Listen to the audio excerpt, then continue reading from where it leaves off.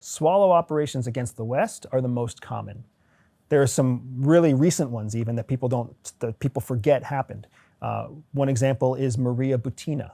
Maria Butina is a traditional Russian influence operation. She was arrested in 2019. That's 5 years ago, right?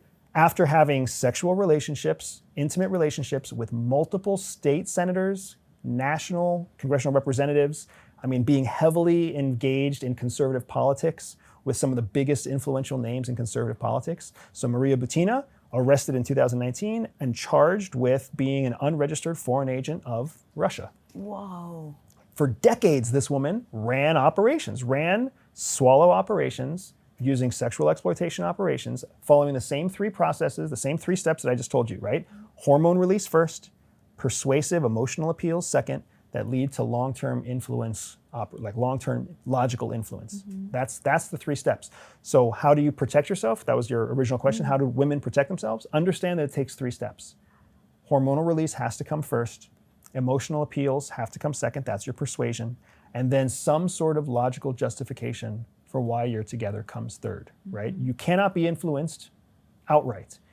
You have to have hormonal releases and emotional appeals that come first. So for a female, when you feel good talking to somebody, it's almost impossible to tell that that's a bad thing. I know, it's like now I almost don't want to smile, and you get all paranoid. But the thing to keep an eye out for is the second step. The second step is really the most important step, and that's the persuasive step. When you see people appealing to your emotions, right? When you see people intentionally appealing to your emotions, now that we've had this conversation and that people are watching this conversation, they're gonna understand what it looks like when someone says the right things, does the right things, right? To persuade emotionally someone to come to their side.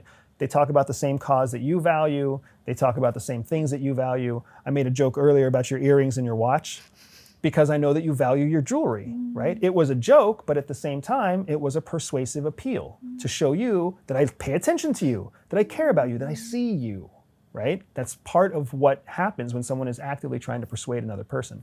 And when a con man or a serial abuser or an unhealthy narcissist, they have learned through experience how to trigger hormonal release and how to feed on persuasive emotional appeals to get their target to a place where they logically listen to the person, follow their rules, give them their bank accounts, give them their credit cards, whatever else it might be.